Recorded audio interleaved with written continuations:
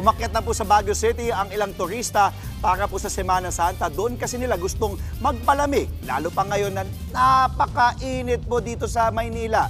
Nasa frontline ng balitang yan, si Marian Enriquez. Pamilyang magbabarkada ang namamasyal sa The Mansion. Dito namin naabutan ng magbabarkada mula pa Cavite. Sinusulit nila ang lamig ng Baguio. Maganda yung weather, malamig. Kasi sa Cavite kasi mainit eh. Actually, bawal nga dapat mamasyal eh. You have to stay sa house pag ganitong mahal na araw. Pero nag-i-evolve eh.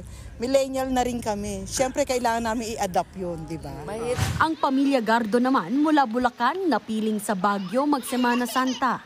Una magpalamig kasi mainit talaga doon sa lugar namin sa baba. Kaya mas ito napili namin lugar.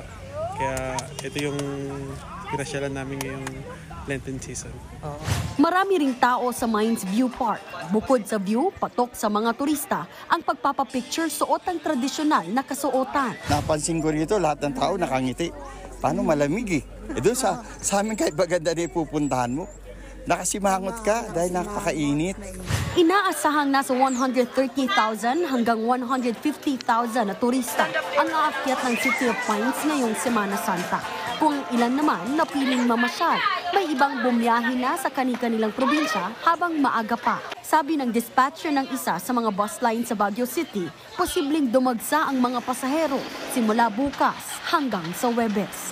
Nagbabalita mula sa Frontline, Marian Enriquez, News 5. Mga kapatid, Chiki Roa Puno po. Simulan ang inyong araw na puno ng impormasyong kapaki-pakinabang. Sama na sa isang makabuluhang umaga. Tumutok at mag-subscribe sa social media pages ng News 5.